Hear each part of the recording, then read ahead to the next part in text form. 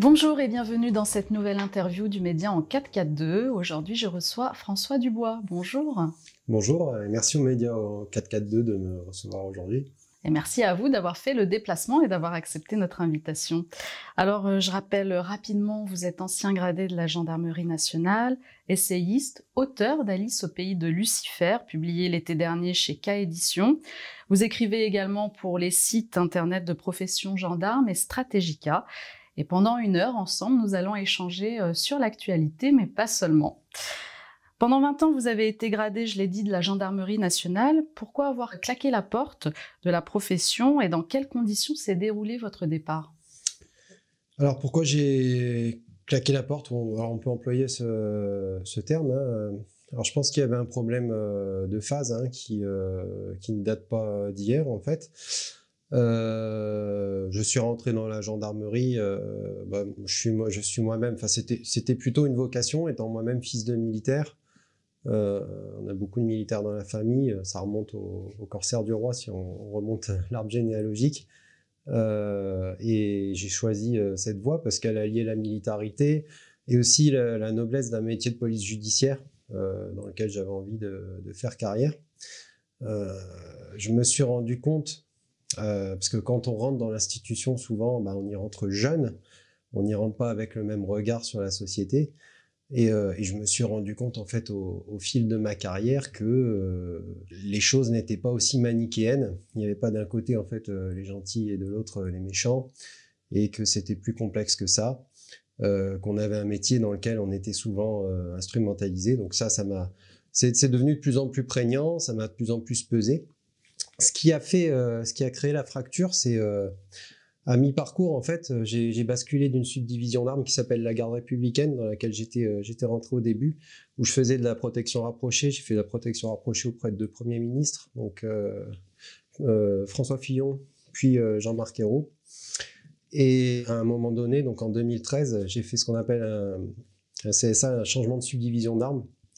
Et pour me rapprocher de la famille, j'ai voulu aller en Gironde et j'ai basculé en gendarmerie départementale. Et là, en fait, j'ai atterri dans ce qu'on appelle le rural profond. Et j'ai découvert, en fait, une nouvelle France où je suis passé des palais dorés de Matignon à la précarité intellectuelle, la précarité économique, voilà, à se retrouver à 23 heures chez des gens complètement désespérés, noyés dans l'alcool, etc. Voilà, donc c'est toute une autre société, en fait, qui s'est dépeinte. Et en fait, j'ai pris le choc du réel. J'ai vraiment pris un mur. Ça a été tellement violent que je me suis dit, mais qu'est-ce qui s'est passé en fait dans ce pays? Parce que j'étais complètement hors sol en fait quand j'étais à Matignon, je m'en suis rendu compte après. Et là, à partir de là, ça a été le déclic qui a commencé à faire que j'ai gratté, j'ai voulu savoir un peu comment ça se passait, pourquoi on en était arrivé là, pourquoi malgré les moyens qu'on avait, les moyens économiques, la richesse du pays et tout, on arrivait à un tel niveau en fait de fracture sociale. Et bon an mal an, en fait, je suis rentré dans des recherches, et quand on recherche vraiment, c'est là qu'on devient un peu dissident quelque part, parce que c'est là qu'on découvre en fait le poteau rose. Et c'est ce qui m'a poussé en fait petit à petit à diverger. Puis après, donc là, j'ai évolué dans ce métier-là où je continue à faire mon activité judiciaire. Et après, je suis parti donc en école, et en école, là, j'ai connu l'épisode Covid en fait. En école parce que vous êtes devenu formateur. En école, voilà, parce que j'étais formateur. J'ai été formateur en école. Je suis devenu formateur de formateurs en école aussi. C'est tombé l'épisode Covid, où là, en fait, je suis encore tombé de haut, puisque, vous n'êtes pas sans le savoir, les gendarmes ont été soumis à une obligation vaccinale. Et ils le sont toujours. Et ils le sont toujours. Forcément, ça a été source de problèmes, puisque j'étais en désaccord avec ça. Donc j'étais en désaccord avec le fait qu'on me force à m'injecter un produit en fait sous AMM conditionnel. Voilà, j'étais pas en désaccord avec la politique vaccinale des armées. Voilà, les vaccins conventionnels, je les ai faits, comme tout le monde, pour les déplacements, tout ça. Mais cette nouvelle technologie de vaccin, pas encore expérimentée ni rien, Je voulais pas. Alors j'ai eu le hasard a fait que j'ai contracté le Covid 2 jours avant l'annonce de l'obligation dans les armées, ce qui fait que ça m'a laissé en fait un statut dérogatoire de 6 mois, pendant lesquels je n'étais pas obligé de me faire vacciner. Il faut savoir qu'à cette période-là, dès le 3e mois, j'ai commencé à me faire harceler par l'antenne médicale, qui me mettait la pression et tout. On a eu dans le même temps des cadres qui se sont fait sanctionner, qui se sont fait ostraciser complètement. Il y a un capitaine, par exemple, qui s'est fait mettre au placard. Ils l'ont installé dans un bureau où on faisait des mises en situation pour l'isoler avant de le punir et de le muter disciplinaire, quoi. Il est parti... c'est quelqu'un qui avait fait sa carrière autour de l'école et qui s'est retrouvé muté dans l'Est de la France, donc à 700 km. Donc c'était une période compliquée. Voilà, moi j'avais un chef, il rentrait dans le bureau, on était en open space là, et il disait devant tous mes collègues, ouais François, t'en es où avec ton vaccin ça, voilà, c'était ça tout le temps, plus les relances de l'antenne médicale. Donc, je me suis accroché avec l'antenne médicale d'ailleurs, qui a consulté le service juridique des armées, et qui est le service juridique qui m'a donné raison en fait, puisque j'ai fait valoir les textes en disant bah voilà, hein, vous êtes médecin, je vous respecte en tant que médecin, mais par contre je suis OPJ, je sais interpréter un texte et là je vous dis que je suis dans mon droit. Bon, ça a été vérifié par le service juridique et ils m'ont lâché la grappe jusqu'à la fin des 6 mois, mais c'était compliqué. Ça m'a permis de préparer mon départ et de partir par la suite.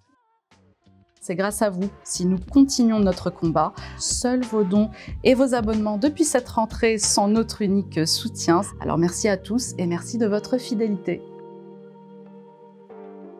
Connaissez-vous l'APNM, Militaires Libres? C'est l'association professionnelle nationale militaire des militaires libres, dont Franck Dupont est le président. On l'a reçu il y a quelque temps en interview. Est-ce que vous connaissiez l'existence de... Non, je ne la connais pas. Il nous a un peu raconté le même type de mésaventures. Exactement, sauf que lui est toujours en exercice, il a subi du harcèlement, mais d'autres de vos confrères... Et le paradoxe, c'est que en fait, c'est une institution qui est censée faire appliquer les lois, qui disgrace justement la loi, quoi. Moi, je vois par exemple, il existait des fichiers, j'ai récupéré sur clé, des fichiers communs nominatifs avec les périodes d'arrêt maladie des gens et pour quelles raisons ils étaient arrêtés, quoi, à cette époque-là. Des choses comme ça, hein. Voilà.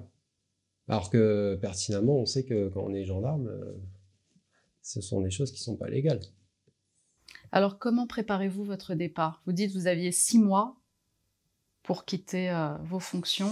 Comment ça se passe? Il a fallu faire une transition, il a fallu faire jouer des contacts et tout pour partir et rejoindre la vie civile. Enfin, la vie civile, après, je reste dans la fonction publique. Mais voilà. Ouais, en fait, je pouvais prendre ma retraite.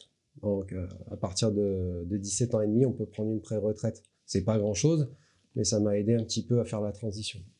Est-ce que ça signifie que vous avez précipité de nouvelles perspectives d'avenir? Oui. Alors, si vous voulez, moi, derrière ce départ, il y a une volonté émancipatrice, vraiment. Pourquoi? Parce que quand on est dans l'armée, en fait, on ne peut pas dire ce qui ne va pas. On m'a parfois reproché, et même parfois de façon assez virulente, après que j'ai écrit des textes ou quoi. On dit ouais, c'est facile de montrer ses muscles quand on est parti, tout ça. La difficulté, c'est de le faire quand on est dedans. Ce qu'on attend, c'est un militaire qui soit dans l'arme et qui... Sauf que non, en fait, un homme seul dans une institution qui compte 100 000 personnels, il ne peut rien faire. Il va être cancellé immédiatement. S'il fait quoi que ce soit, en fait, c'est le rouleau compresseur qui s'abat sur lui. Il se retrouve en fait sanctionné, puni, et puis après, il est mis dehors. Alors, il aura fait le buzz momentanément, hein, mais au final, il aura mal préparé la suite, puisqu'il aura été neutralisé avant. Voilà, ça lui apportera rien si ce n'est des difficultés supplémentaires. Ça n'apporte rien de plus. Voilà. S'il devait y avoir, il faut bien savoir que s'il devait y avoir un mouvement contestataire qui émanait en fait des armées, il serait le fruit d'un groupe constitué et d'un groupe qui serait piloté de surcroît par des gens qui ont des commandements. Moi, j'étais gradé, mais j'étais qu'un petit adjudant. Un petit adjudant, ça ne pèse de rien. Tout comme un colonel, ça ne pèse de rien, en fait, hein, dans l'institution, c'est pareil. Hein. On parle de... Voilà, il n'y a pas de... Mais un homme isolé comme ça, c'est pas grand-chose. Donc, on ne pouvait rien faire. Par contre, moi, le fait de quitter, ça me permet de m'émanciper réellement maintenant. Là, c'est l'oiseau qui est sorti de la cage. Parce que je peux dire ce que je veux. Alors, c'est pas que je le faisais pas à l'époque. Hein. La preuve, c'est que mon livre, il est sorti. J'étais sur le départ, mais j'étais encore là. Donc, mais en tout cas, maintenant, je peux vraiment m'exprimer comme je veux. Voilà. Enfin, dans les limites de ce que nous permet de faire le pouvoir en place, bien sûr, parce qu'il y a toujours une censure qui s'applique. Mais voilà, c'est beaucoup plus libre qu'avant, quand même. Alors, à votre avis, pour quelles raisons les militaires, au même titre que les professionnels de santé, de la restauration, les pompiers, ont été concernés par cette obligation vaccinale contre le Covid et pas la police nationale? Alors, c'est une bonne question. C'est une question qu'on a souvent sorti comme argument face à ceux qui vendaient l'obligation vaccinale dans les armées. Alors, c'est pareil, il y a la police, mais il faut savoir que nous, quand on travaillait, par exemple, on avait des civils qui travaillaient dans le bureau juste à côté et qui n'étaient pas vaccinés. C'est-à-dire que vous, on vous dit, bah voilà, demain, si t'es pas vacciné, tu prends 10 jours d'arrêt et t'es muté là. Mais le civil, à côté, rien. Et on se croise tous les jours. Donc pour la police, et ben pourquoi? C'est tout simplement, c'est comme les civils. Je pense que derrière la police est beaucoup plus, quoi qu'il en soit, est beaucoup plus politisée que la gendarmerie. Ça la rend plus dangereuse vis-à-vis du pouvoir. Ça, c'est un fait. La gendarmerie, il y a la neutralité militaire qu'on n'a pas dans la police. La preuve en est, les mouvements actuels que vous les avez là, et vous les avez pas en gendarmerie. En gendarmerie, il y a une exception, c'est 2001, la grogne des gendarmes, où vous avez les gendarmes qui effectivement manifestent en fait le mal-être dans le travail, et ça passe notamment par le biais des épouses. Alors, la police, il y a le poids des syndicats, et il y a la politisation. Voilà. Là, c'est ce qui fait que je pense qu'on n'a pas touché à la police. C'est aussi, alors cette ambivalence, c'est aussi la force française, quelque part.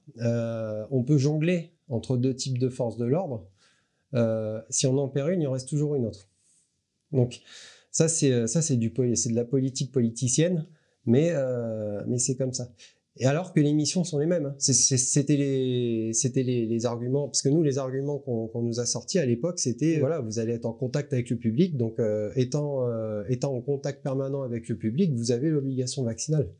Et forcément, la question de la police, elle revient. Mais ils font le même métier. Alors pourquoi? Mais c'est juste parce que derrière, la police, s'ils veulent dire non, ça peut poser problème. Mais vous n'avez jamais eu de réponse? Et imaginez que la police disent non, c'est pas envisageable pour nous. Imaginez le signal renvoyé à la population à cette époque-là. Là, ils avaient besoin de capots à cette époque. Ils avaient besoin de gens pour donner 135 € à celui qui dépassait le portail de sa maison sans avoir coché la bonne case. Donc, imaginez si ces policiers-là disaient ça. D'ailleurs, moi, là-dessus, que les choses soient bien claires. Ça aussi, c'est quelque chose qu'on m'a reproché. Enfin, il y a des gens qui font des amalgames. Ils disent, voilà, t'es ancien gendarme, donc tu fais partie de ceux qui nous ont persécutés pendant le confinement. Bon, alors moi j'étais instructeur en école à cette époque-là. Je suis certain, et voilà, sur la tête de mes enfants, que j'aurais refusé d'exécuter ces ordres s'ils m'avaient été donnés. Ça aurait précipité mon départ, hein, mais de toute façon, je suis parti. C'était aussi en partie pour ça.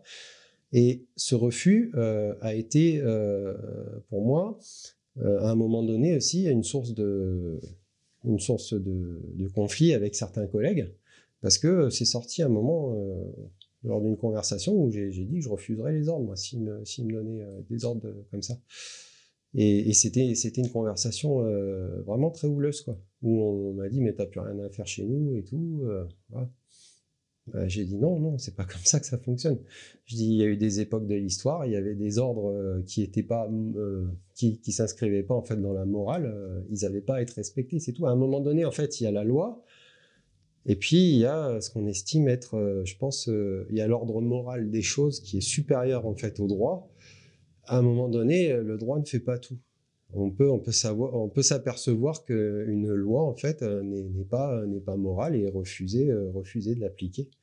Alors ça fait de nous, aux yeux du droit, quelqu'un qui se met en infraction, forcément, mais c'est un choix après, et c'est un choix qui devient politique. C'est un choix. Ah. Alors, été 2022, vous publiez votre premier livre, Alice au pays de Lucifer. Qu'est-ce qui vous a donné l'envie d'écrire et quel message vous avez voulu véhiculer à travers cet essai? Alors, qu'est-ce qui m'a donné envie d'écrire Alice? Ma perception philosophique, on va dire, et théologique du monde. Pourquoi? Parce que on s'inscrit dans un paradigme, en fait. On ne se rend pas compte, je pense qu'on est complètement illusionné en fait, par la société du spectacle. Donc là, c'est du situationnisme, hein, c'est du Debord. Hein. Mais il y a vraiment de ça. Il y a un aspect en fait à la fois marchand qui est lié aux impératifs du grand capital et à la fois comment dire philosophique qui fait que on vit en fait dans un monde complètement déconnecté du réel. Je me suis dit à un moment donné, le monde ne va pas. J'ai envie d'écrire toutes les connaissances que j'ai cumulées. Comment je vais faire?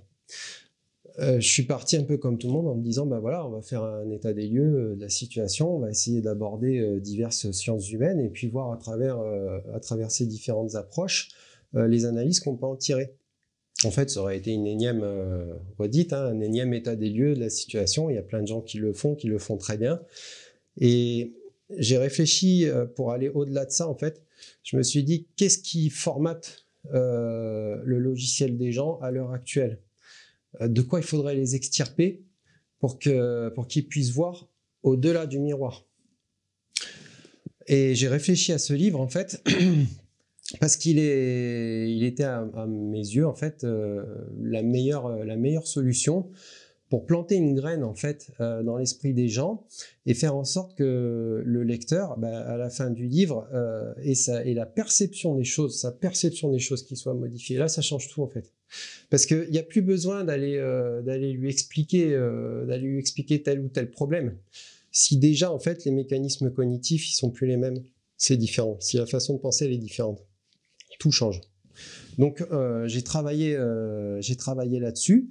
J'ai pris volontairement l'histoire d'Alice au pays des merveilles, qui est une histoire on ne peut plus enfantine, on va dire, qui est une histoire justement qui reflète bien un peu le spectacle et la société du spectacle, parce que c'est quelque chose à la fois chaotique, le monde des merveilles, et d'incompréhensible, mais tout en paraissant relativement innocent. Or, la réalité est toute l'inverse. Et le message qu'il y a derrière cette histoire est tout l'inverse aussi. Et notre monde, c'est ça. Notre monde, en fait, c'est un monde chaotique, difficile à comprendre, et pourtant expliqué très simplement par ceux qui l'organisent. Et alors que la réalité, en fait, derrière, elle est très complexe, elle est très brutale, elle est très violente. Voilà. Donc je reprends cette histoire-là et c'est un petit peu, c'est comme dans le film Matrix, puisqu'on a une référence cinématographique. Ça, c'est la pilule rouge en fait, celle qui va vous faire sortir de la matrice, quoi, un petit peu. Voilà. Donc après, les sujets sociétaux sont abordés, les sciences humaines sont abordées. D'ailleurs, c'est une particularité du livre, c'est qu'en fait, il traite en fait chaque allégorie traversée par Alice à travers des sciences humaines différentes. Jusqu'à la fin en fait où on arrive en fait à la dimension théologique de la gouvernance et du rapport à la gouvernance avec la reine de cœur et tout ça, et on arrive aussi à l'aspect théologique, la désincarnation de l'être, la disparition de l'être au profit de l'avoir, donc pour créer des gens qui vivent du paraître en fait, etc., etc. Ce qui nous conduit vers le transhumanisme, la réification et compagnie. Donc on a un fil conducteur comme ça tout au long du livre qui nous amène en fait à comprendre l'idéologie de la gouvernance en fait. Alors, au-delà de l'illusion qui nous est présentée, l'État profond accélère ouvertement son agenda, soutenu ou conduit par l'hégémon états-unien. Quelles seraient les alternatives selon vous? Alors, les alternatives. Alors déjà, pour parler des alternatives, il faut comprendre un petit peu, quand on parle d'hégémon américain, de quoi on parle vraiment. Cet hégémon, il a été différent en fait au gré des factions, on va dire mondialistes qui ont été au pouvoir. Je dirais qu'actuellement, donc avec Joe Biden au pouvoir, on a une faction universaliste, progressiste, globaliste, on va dire, qui est au pouvoir, qui applique en fait la vision géopolitique de Zbigniew Brzezinski. Donc à savoir, donc ce qui décrit dans le Grand Échiquier, à savoir que le bloc continental eurasien doit être maîtrisé par celui qui veut gouverner le monde. C'est comme ça que Brzezinski commence son ouvrage en expliquant ça. Donc eux, ils ont cette vision-là. C'est pour ça qu'il y a intérêt, si vous voulez, à se confronter à la Russie et donc à exercer une pression constante sur la Russie. Parce qu'on est dans cette vision-là, qui est la vision en fait qui remonte finalement à l'issue de la Seconde Guerre mondiale, où on a constitué l'Europe comme une tête de pont géopolitique face à la Russie.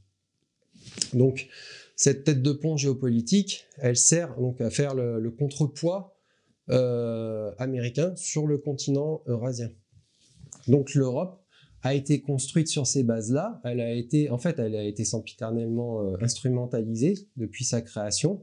Et on peut même aller jusqu'à dire que moi, je rejoindrai là-dessus en fait la vision de Poels, Jacques Poels, historien, qui dit que depuis toujours, les États-Unis ne sont pas en guerre directement contre les fascismes, donc contre le fascisme italien ou contre le nazisme allemand, mais l'ennemi principal, ça a été d'abord le communisme, d'un point de vue économique.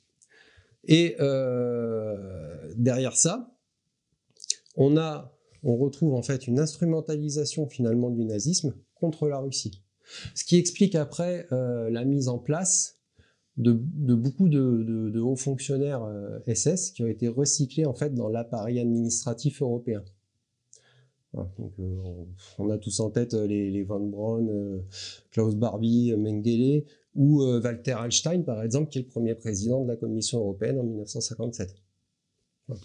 Donc on se retrouve en fait avec cette physionomie-là. Donc des États-Unis qui sont pas un pays, on va dire à proprement dit manichéen, c'est pas les gentils qui viennent nous délivrer des méchants, mais qui récupèrent, qui instrumentalisent, et tout ça pour affaiblir en fait le bloc russe. D'ailleurs, c'est drôle parce qu'actuellement on retrouve cette empreinte du nazisme dans les propos d'Harari. Je l'ai encore écouté récemment, où il dit que c'est pas normal en fait il vient de sortir un truc là, c'est juste lunaire. Il explique qu'on peut plus vendre certaines choses parce qu'on a trop diabolisé le nazisme, et qu'en gros si on veut aller de l'avant, et notamment dans le modèle du transhumanisme et tout ça, il faudrait se déculpabiliser vis-à-vis de ça. On retrouve un petit peu en fait ces racines-là. C'est ce dont je parle aussi à un moment donné, mais j'en parlerai dans un prochain texte sur la politique de Davos, à savoir qu'on récupère en fait tout ce qui a pu fonctionner dans tous les régimes, mais en faisant fi de la morale, c'est-à-dire le nazisme, le communisme, le fascisme, et on combine et on regarde ce que ça fait. Voilà. Donc après, pour la question de l'hégémon américain, il faut bien comprendre ça. Il y a cette prise de position vis-à-vis de la Russie qui explique les faits actuels. Mais d'un autre côté, on a aussi un autre type de pouvoir aux États-Unis. Donald Trump, quand il arrive au pouvoir, il ne s'oppose pas de façon belliqueuse à la Russie. Pourquoi ? parce qu'il est pour un monde en fait multipolaire. Donc cette multipolarité, pour lui, elle contribue à un équilibre des mondes qui peut faire fonctionner l'économie américaine sans difficulté. Il ne faut pas croire que Trump, pour autant, c'est quelqu'un qui pense aux autres avant de penser à lui. Il pense avant tout à l'économie américaine. Ce qui explique qu'il ne va pas taper sur la Russie, 9e PIB mondial, mais on a remarqué qu'il y avait une accentuation des tensions avec la Chine quand il était au pouvoir. Parce que justement, la Chine, c'est le principal concurrent en fait, du leadership américain. Donc on a ça, on a donc cet hégémon américain qui cherche à s'étendre. Nous, comment on peut, donc ça, là j'ai un peu digressé, comment on peut sortir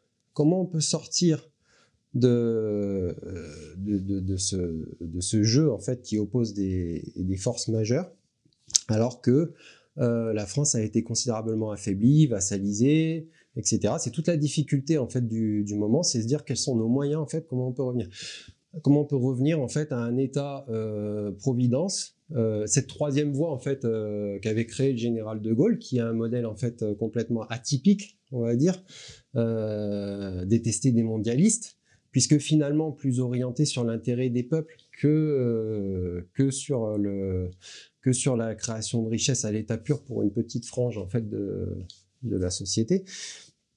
Et donc comment revenir à ça? Eh bien, je pense qu'à un moment donné, il va falloir s'appuyer donc sur une aide extérieure, à savoir soit la Russie à un moment donné, et donc recevoir cette aide donc par quelque moyen que ce soit, hein, ça peut être après voilà ce qu'on appelle les guerres de 5e génération, ça se fait pas sur le terrain, ça se fomente de l'intérieur, voilà, il y a des contre-pouvoirs qui sont financés, etc. Ça peut être aussi du côté de la frange américaine qui est pour la multipolarité, sachant que à un moment donné, et ça je tiens à le préciser, si on a besoin d'une béquille temporaire pour s'en sortir, je pense qu'il faudra que le pays, à un moment donné, s'émancipe de tout ça et suive sa propre voie. C'est pas que j'ai pas confiance dans la Russie, c'est un pays qui je pense, est très respectable, en tout cas qui a une grande histoire, et il faudrait que la France, en tout cas, entretienne des rapports économiques prolifiques avec les Russes. Je pense que c'est dans notre intérêt. Les États-Unis, ça reste quand même un État, je suis désolé, qui est prédateur, qui économiquement s'est construit sur la prédation et la destruction et la guerre.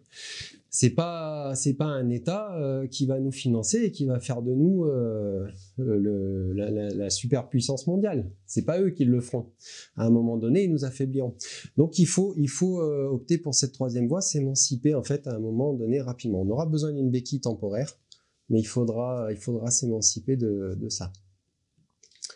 Alors on va aborder maintenant le volet actualité. On va rester en France et on va revenir, puisque vous n'êtes plus en exercice, donc vous n'êtes plus tenu par le droit de réserve, on va revenir sur les récentes émeutes urbaines et notamment l'affaire Naël. Vous avez lancé un appel aux résistants sur le site de Profession Gendarme, qui a aussi été repris par notre site du Médian 442, dans lequel vous décrivez le contexte de cette affaire et vous posez clairement les bases. Nous sommes, je cite, dans un contexte de pré-guerre civile. Expliquez-nous. Pré-guerre civile, justement, ça ne veut pas dire guerre civile.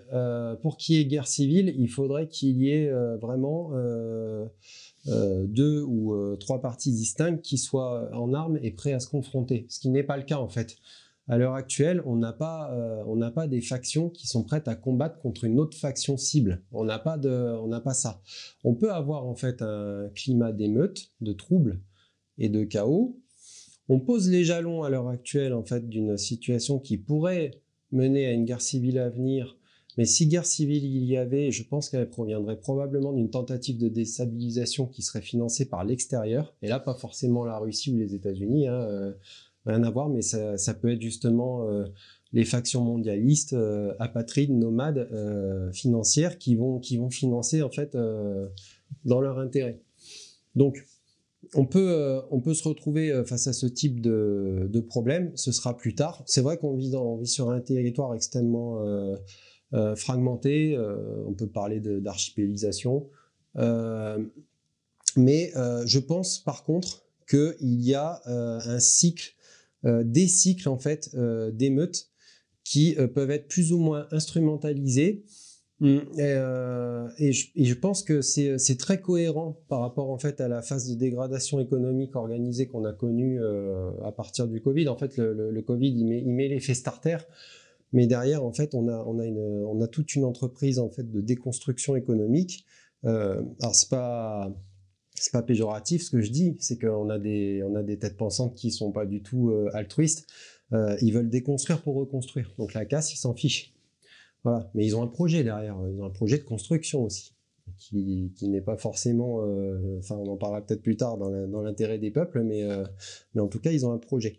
Donc pour ce faire, il faut détruire. Et actuellement, ça me paraît cohérent en tout cas de continuer cette entreprise de destruction en parallèle du trouble à l'ordre social. Et on peut avoir effectivement des cycles d'émeutes qui peuvent être amenés à se répéter à la manière de secousses sismiques de façon de plus en plus rapprochée, et c'est ce que j'expliquais dans l'article, parce qu'on a créé justement, on a créé tout le terreau en fait pour que ça ait lieu. Et pourquoi on fait ça? Parce que forcément, si on l'explique pas, les gens ils vont se dire oui, mais c'est quoi l'intérêt? L'intérêt, c'est un peu l'ordo ab chaos, c'est-à-dire qu'on est on joue sur un paradoxe où on va créer du désordre pour ramener de l'ordre. Alors, pour ce faire, c'est très simple. Si vous créez des situations de chaos, et ensuite, vous créez des lois qui permettent de mieux s'en... C'est le principe du terrorisme, en fait. C'est un petit peu ce qu'on a connu avec le terrorisme. Alors, si on va sur les financements du terrorisme et tout ça, quand on remonte la chaîne, on s'aperçoit que, tiens, c'est bizarre parce que on finance finalement des États qui alimente le terrorisme. C'est bizarre. On finance l'Arabie Saoudite, qui est quand même le berceau du wahhabisme. Et par contre, derrière, on a des lois, comme la loi sécurité intérieure, qui ont été créées en fait sur les bases de ces événements-là. Loi sécurité intérieure, par exemple, dans sa modification du 4 décembre 2020, elle permet de ficher un individu en raison de ses idées politiques, philosophiques ou de son appartenance syndicale. Vous voyez que là, il y a quand même un gap qui est franchi. On peut être fiché pour n'importe quoi, en fait. Et donc là, le terrorisme a bon dos. Le principe des émeutes, c'est pareil. Le principe des émeutes, ça permettra après, derrière, à l'outil législatif de se réadapter. Ça permettra peut-être aussi à la police d'exiger plus de moyens, peut-être d'exiger aussi plus d'arsenal législatif derrière, peut-être d'exiger aussi un statut particulier, etc., etc. Voilà, donc ça, on sait en tirer profit. Voilà, ça fait partie de la gestion par l'ordo ab chaos. Donc il n'y a pas de... Je pense pas le risque de guerre civile, ce ne sera pas un risque de guerre civile à proprement parler. Ce que craignent en réalité nos élites, c'est l'émeute spontanée. C'est pas l'émeute en fait telle que prévue parce que organisée dans les quartiers, parce que dans les quartiers on a financé tout ça. On a financé Touche pas mon pote, SOS Racisme, voilà, les Julien Drey, tout ça. C'est eux qui ont inculqué cette culture. En plus, ça produit du racisme à géométrie variable. Enfin bref, c'est une catastrophe. Donc tout ça, ça nous a créé un terreau qui était propice. Mais quand vous regardez bien, une émeute de quartier, elle se cantonne au quartier. Alors justement, dans votre appel, vous dites que la stratégie d'en face, c'est celle de l'État profond qui entretient des liens justement étroits avec les mafias des quartiers, les services de renseignement qui entrent en action, chapeautés par une franc-maçonnerie qui tire les ficelles d'une extrême gauche. Oui, alors pourquoi je dis ça? Parce que effectivement, derrière le lissage universaliste laïcisant qui conduit en fait à nous amener la gauche et l'extrême gauche et le financement en fait de ce que je disais, SOS Racisme, Touche pas à mon pote, on a on a l'empreinte en fait de l'idéologie maçonnique. Jean-Luc Mélenchon, il est au Grand Orient de France depuis 1983. Donc, je veux dire, cet homme-là ne peut pas dire qu'il n'est pas influencé par l'idéologie maçonne. C'est pas possible. À un moment donné, il y a quelque chose. Et cet homme-là, il est en haut de la pyramide de son parti, et en dessous, il y a des gens qui appliquent.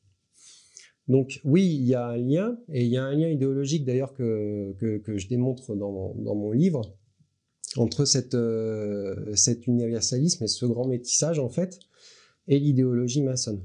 Parce que c'est un peu le symbole du damier, parce que les francs-maçons adorent les symboles. Le damier, vous avez des carreaux noirs, des carreaux blancs, ils sont alternativement disposés, et ça conduit en fait à une harmonisation parfaite, quoi. Voilà. C'est la carte de France post-révolutionnaire, le schéma qui avait été repris sur l'ouvrage de Pierre Hillard, où vous avez la France en damier, quoi. L'égalitarisme absolu. Et donc ce schéma-là, oui. Et après, quand je parle de la prégnance idéologique maçonne dans la construction de la politique des quartiers et tout, oui. Et combiné effectivement au maillage territorial des renseignements et à l'instrumentalisation qui a été faite de l'islam radical dans les quartiers, on arrive à produire ce qu'on veut produire si on en a envie. C'est-à-dire des gens dangereux. Mais ça, bon, ça c'est un état de fait.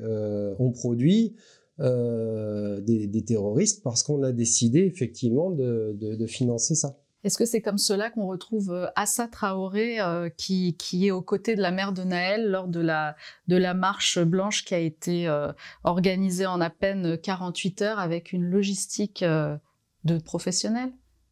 Oui, ben, Assa Traoré, alors bon, je passe sur la famille Traoré, tout le monde connaît. Il y a un passif délinquant prononcé. Elle a été reprise donc, par les grandes marques donc, du groupe LVMH. Elle fait la pub pour Louboutin.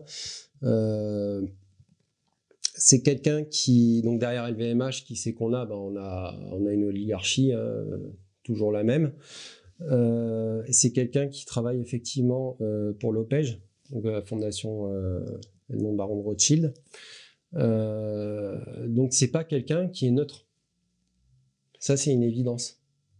Et là encore, en fait, on retrouve ces liens en termes de financement dont on parlait. Et ça va au-delà, en fait, du cercle politique français. Ça s'étend, en fait, au niveau du projet de certaines franges, en fait, mondialistes, dont George Soros est l'emblème, mais il n'y a pas que lui. Mais c'est vraiment l'universalisme apatride, nomade. Avec ce fameux lissage, ce fameux métissage. Donc là, on retrouve effectivement cette empreinte-là. Donc il y a, à mon sens, il y a obligatoirement une récupération politique derrière tout ça. Et pour disposer de façon d'une telle logistique, comme vous disiez, avec t-shirt floqué et compagnie, il y a forcément de l'argent qui a été injecté. Voilà. Et en fait, d'un fait divers, parce que on peut partir, là on part d'un fait divers, moi je connais pas du tout le dossier, donc j'ai pas à en parler puisque je le connais pas, mais ce que je peux dire, c'est que la nature des faits, c'est un fait divers, enfin, ça résume ça, un fait divers. Donc d'un fait divers, on crée en fait toute une instrumentalisation, on monte une usine spectaculaire en fait, pour reprendre un petit peu l'idée de la société du spectacle, et on arrive à produire l'effet escompté par le biais des médias, etc. etc. Donc les médias, bah, c'est pareil, si on regarde les financements des médias, il n'y a rien de neutre. Voilà, c'est tout un monde, c'est comme des Legos, ça s'empile. Et donc on en arrive au résultat escompté. Et qu'est-ce qu'on peut craindre alors, de nouvelles émeutes à votre avis ? Je pense que il y a une forme de contrôle quand même qui s'exerce sur les quartiers, que au gré des besoins, il peut y avoir effectivement des climats de tension qui peuvent être plus ou moins provoqués, etc. Voilà. Les émeutes, on parlait des financements, on parlait des liens avec la mafia. Il ne faut pas oublier que ce qui alimente essentiellement la vie des quartiers, c'est le trafic de stupéfiants. Donc ça, c'est le nerf de la guerre. Le trafic du stupéfiant, on peut préciser qu'il a quand même été intégré dans le calcul du PIB, hein. C'est pas un hasard, c'est que c'est considéré comme une véritable création de richesse. Et le stupéfiant tourne partout. Il tourne autant dans les couches précaires de la population que dans les plus hautes sphères. Voilà. Donc à un moment donné, en fait, il y a un équilibre et les choses se tiennent. Voilà. Donc quand on a besoin de certaines choses, voilà, on laisse faire d'un côté. Et quand on a besoin d'autres, on peut aussi activer certaines choses. Voilà. Donc je peux pas dire voilà, demain il y aura d'autres émeutes de ce type. Les quartiers sont des poudrières. Néanmoins, elles sont des poudrières, ça reste momentané. On l'a bien vu à chaque type d'émeute. Même si on reprend les émeutes de 2005, à un moment donné, il faut que ça cesse. Ne serait-ce que pour pérenniser le trafic. À un moment donné, il faut reprendre les activités. Donc c'est comme ça. Mais on peut créer effectivement du chaos quand on en a besoin, sachant qu'un mouvement efface l'autre. Et que ce que je disais tout à l'heure, ce qui fait vraiment peur aux gens, en fait, aux gens qui nous gouvernent, pardon, c'est l'émeute spontanée, c'est-à-dire le mouvement type gilet jaune, incontrôlé, en fait, et notamment une convergence de ce mouvement avec qui serait rejoint, par exemple, par le petit patronat ou des classes supérieures. Et là, ce serait très déstabilisant pour le pouvoir, bien que, si on fait une analyse rapide des gilets jaunes, qu'est-ce qui les a tués? Absence de structure, absence de hiérarchie, et revendications somme toute paradoxales, parce que ils exigeaient finalement de pouvoir consommer plus en conservant le même système. On ne peut pas demander en fait à un système qui vous oppresse, en exiger plus de lui en disant voilà, continue à m'oppresser, je veux juste quelques miettes en plus. C'est pas comme ça que ça fonctionne. Donc la revendication de départ, en fait, elle part sur des bases qui sont fragiles. Il faut aller au-delà de ça, là. Il faut réfléchir peut-être à un changement de paradigme ou quoi, mais à un moment donné, y a pas mal de gilets jaunes qui s'en sont peut-être rendus compte avec le temps après qu'on ne pouvait pas se contenter en fait de demander plus, un petit peu plus, quoi. À un moment donné, il faut aller dans le champ de la métapolitique, il faut aller regarder ce qui se passe un petit peu au fond, et puis il faut voir comment on peut changer les choses. Voilà, donc ça... Alors je voudrais qu'on aborde rapidement le projet de loi de programmation militaire 2024-2030, dont vous dites qu'il pose tous les prérequis d'une guerre à venir. Pour quelles raisons? Oui, il pose les prérequis d'une guerre à venir. Enfin, vous avez une augmentation du budget de l'ordre d'approximativement 416 milliards d'euros sur 6 ans, 2024-2030, comme vous l'avez dit. C'est sans précédent dans l'histoire de France. Donc ça correspond à quoi? Ça correspond en fait ce qu'on appelle le rétex dans le jargon militaire, c'est le retour d'expérience. Actuellement, en fait, l'Ukraine, c'est un terrain d'observation pour les forces de l'OTAN. Elle s'y implique, mais elle s'y implique pas directement, en fait. Elle s'y implique par l'intermédiaire des armes qui sont vendues. Donc finalement, c'est plus l'empire en fait industriel de l'armement et le côté économique chez les Occidentaux qui prévaut. Mais militairement, en fait, ce sont plutôt les états-majors qui observent à l'heure actuelle. Et qu'est-ce qu'on en tire comme conclusion? On s'est vite rendu compte que c'est simple, hein, une armée française, de toute façon, avec l'armée de terre française, en effectif, vous ne remplissez pas le Stade de France. Donc, on s'est rendu compte que en termes d'emploi des munitions, logistique d'entretien du matériel et tout, on était à la rue. C'est-à-dire qu'en 72 heures, on avait vidé nos stocks et on n'avait pas du tout en fait les capacités logistiques en fait pour intervenir directement dans un tel conflit de haute intensité. Donc, c'est pas grave, hein, on finance les Ukrainiens et on fait durer le business comme ça, d'ailleurs. Il y a plein de choses intéressantes à dire là-dessus.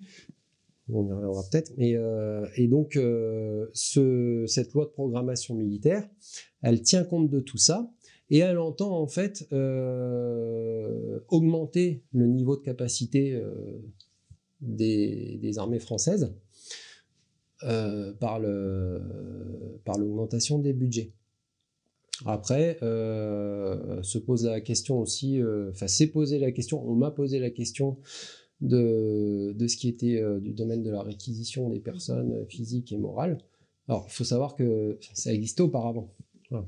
Le problème en termes de droit, c'est le flou qu'il y a autour de ce texte.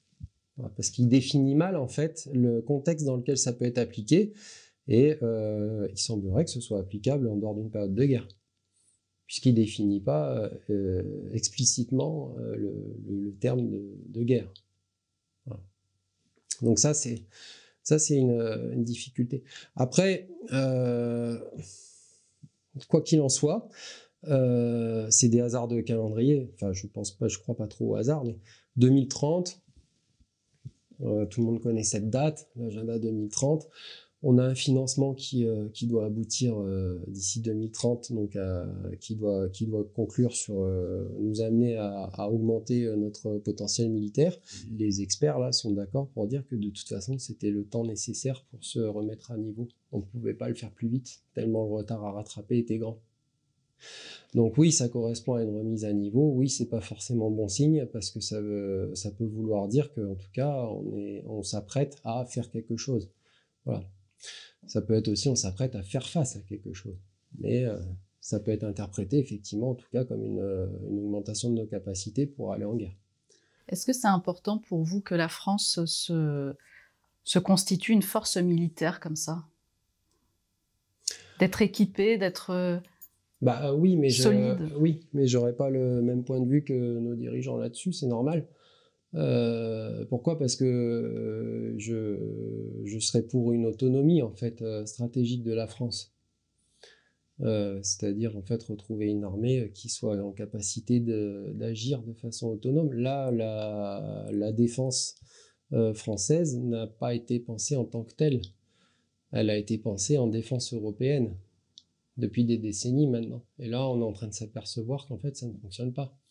Voilà. On ne peut pas travailler comme ça avec des armées à flux tendu et interagir entre nous. Voilà. À un moment donné, en fait, si on prend une grande vague, on ne pourra pas faire face. Voilà.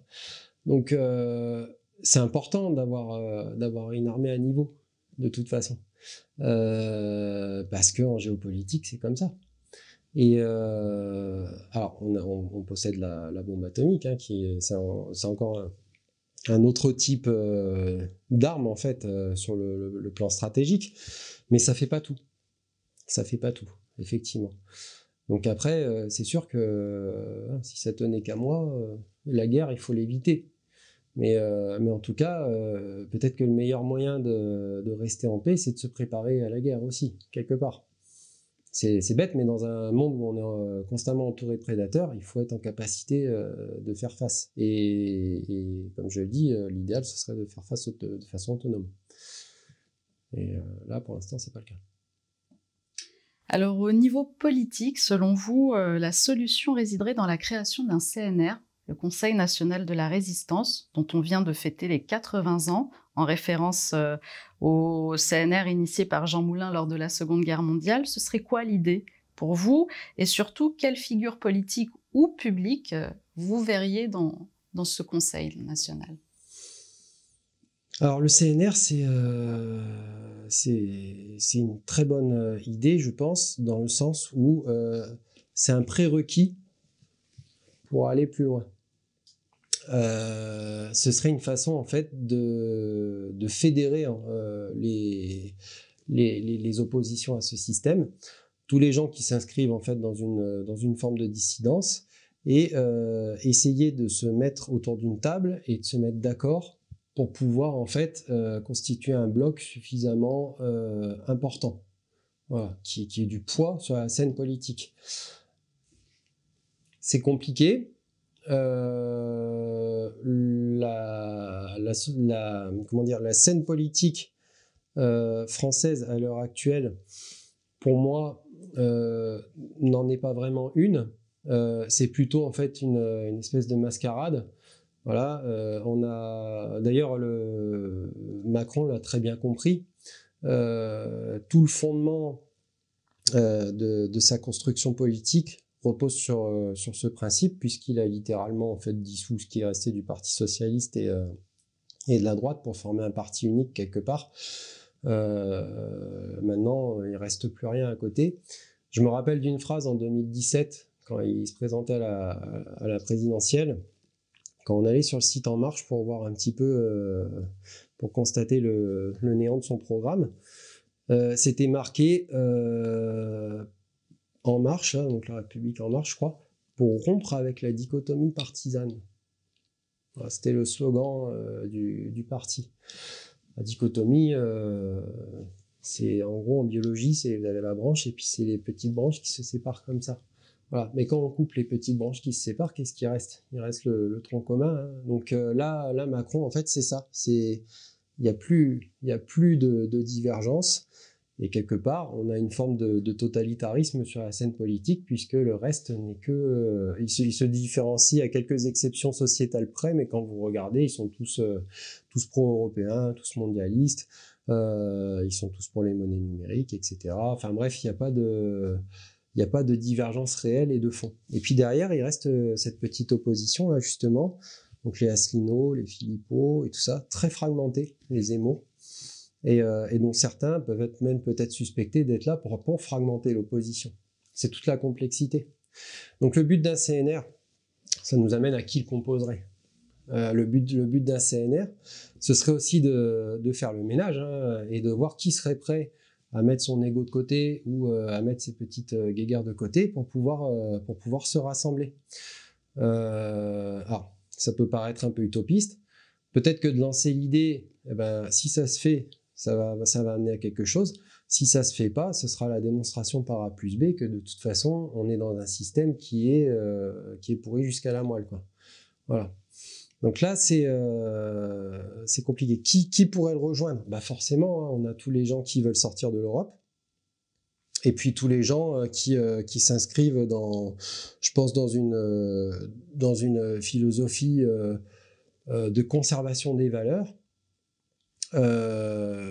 qui sont pour une forme d'équilibre multipolaire, et qui sont, on va dire, ça devient des mots tabous, mais patriotes, nationalistes, qui veulent en fait conserver une véritable identité française. Et ça veut pas dire justement, c'est ce que j'écris, ça veut pas dire sortir de la société les personnes qui la composent. Donc s'il y a 10% de musulmans en France, et c'est le chiffre, contrairement à ce que certains disent, il faut pas exclure ces 10% de musulmans puisqu'ils font partie de la société. Donc il faut travailler à un projet commun. On n'arrivera à rien en tenant des discours où on veut en virer certains, fragmenter. C'est pas comme ça qu'on construit. À un moment donné, il faut mettre 2-3 choses de côté et il faut aller chercher à fédérer et voir ce qu'on peut faire ensemble et comment on peut avancer. Voilà, donc il faut une convergence en fait des idées, une convergence on va dire idéologique, bien que le terme idéologie je le trouve plus prégnant chez l'adversaire que chez nous. Et il faut aller rechercher ça et c'est vraiment dans la construction qu'on arrivera à faire quelque chose. Donc tous les acteurs actuels qu'on a qui sont dans cette forme de dissidence seraient de bons candidats. Maintenant, ça ne veut pas dire que le CNR c'est quelque chose qui représente en soi une fin absolue, pas du tout. C'est juste une étape déjà. C'est s'asseoir autour d'une table et dire voilà, ça y est, maintenant on est tous là, on peut faire quelque chose. Et là déjà, c'est être plus fort. Et après, on peut parler de faire quelque chose. Oui. L'appel est lancé alors. L'appel est lancé. Et je suis prêt à rejoindre d'ailleurs quiconque aurait les moyens et les infrastructures que je n'ai pas pour lancer un tel projet. C'est dit. Pour terminer, François Dubois, quelle est votre prochaine actualité ? Alors, je réfléchis avec un camarade qui s'appelle Jean-François Ozol, je ne sais pas si vous connaissez, qui a fait Centrale Paris, qui est ingénieur. Lui, il veut travailler en fait sur tout le discours climatique actuel, en expliquant qu'il y a un tas de bêtises qui sont racontées, donc il veut ramener un petit peu de sérieux au débat. Et dans son travail, j'aurais une partie où je pourrais écrire sur qu'est-ce qui nous a amené en fait à arriver dans une société où on construit justement de tels narratifs. Comment, d'un point de vue historique, théologique, en fait, on crée le bouleversement anthropologique nécessaire pour avoir justement une société dans laquelle les narratifs s'imposent les uns après les autres, et puis les gens les suivent en fait comme une série à la télé, sans se poser de questions. Voilà. Donc j'amènerai ces bases-là, il amènerait d'autres réflexions qui sont sur son terrain, etc. etc. Donc il y a ce projet. Après moi j'ai des projets d'écriture à titre personnel, je fais les articles. Et puis en termes de livres, j'ai un petit truc en tête à l'heure actuelle. Je peux pas en parler maintenant, je pense, parce que l'idée est assez, elle est originale et en même temps c'est du terrain miné. Donc, mais c'est voilà, il y a un petit projet d'écriture qui reprendrait un livre très controversé et très connu, qui en ferait une adaptation en fait au départ qui serait présenté comme satirique et qui en fait ne l'est pas. C'est-à-dire que le lecteur à la fin il se dirait ah mais finalement c'est perturbant quand même. Voilà. Donc, un nouveau détournement de titre alors? Oui, peut-être, ouais. D'accord, vous reviendrez nous en parler. Je suis sur cette piste en tout cas. Je suis sur cette piste. J'ai déjà rédigé un premier jet, un premier chapitre. Et voilà, ça peut être surprenant un petit peu, ce sera peut-être. Mais comme l'histoire d'Alice est un petit peu surprenante aussi, je pense. Eh bien, écoutez, vous reviendrez nous en parler en tout cas. Avec plaisir. Merci beaucoup François Dubois d'avoir été avec nous et d'avoir fait le déplacement surtout. De rien, merci à vous. Je vais vous inviter à signer notre livre d'or si vous êtes d'accord. Oui, avec plaisir. En attendant, je voudrais rappeler que le média en 442, c'est un média entièrement créé par le peuple et pour le peuple. C'est un média totalement libre. Nous ne bénéficions d'aucune aide, ni d'aucun soutien, que ce soit de groupes, structures ou encore d'associations. Nous ne recevons aucun financement. Seuls vos dons sont notre unique soutien. Il était bon de le rappeler. Merci à tous. Merci de votre fidélité. À très bientôt. Merci.